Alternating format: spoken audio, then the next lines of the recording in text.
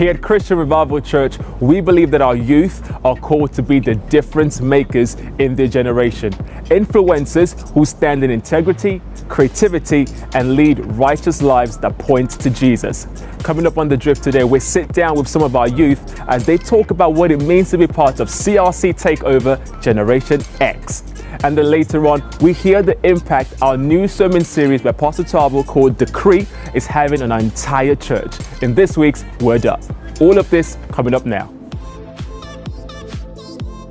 So Generation X, like that phrase is coined from the fact that X in Greek means Christ. So what we are talking about when we say Gen X is a generation that's arising that we believe are going to be the ones that stand for holiness, righteousness, purity, truth. I remember when I was, I think it was just last Friday, when I was in the corner with so many youth. You know, when you're praising and worshiping, you really just feel like, the power of youth.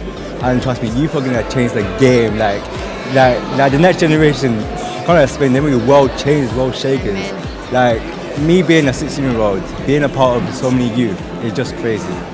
When you see someone that's in Generation X, you see power, you see them shine out. Like it's like a group of lights, and you see the one light shining out. Like you know straight away. It's like an instinct. It's like a spider sense. Like you just know straight away. Like when you see someone that's in that youth, yeah.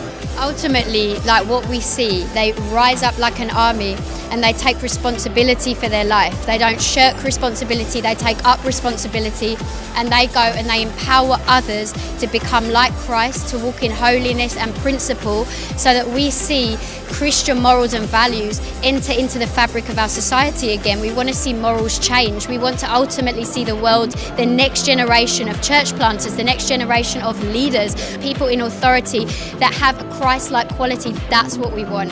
That's what we see.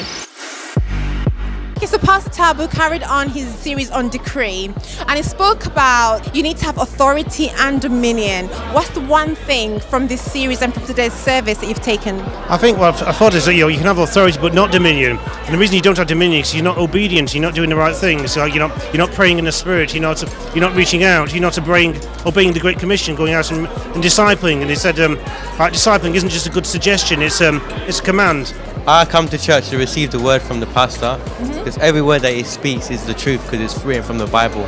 So I'm glad we've got a pastor who tells us what we need to hear, so what we want to hear. You know, our vision is to build one church in many locations nationally and internationally. And this year, like we said, we're going into greater things. So what you've got to do is have faith, step out of your comfort zone and trust God and be the difference that you were made to be.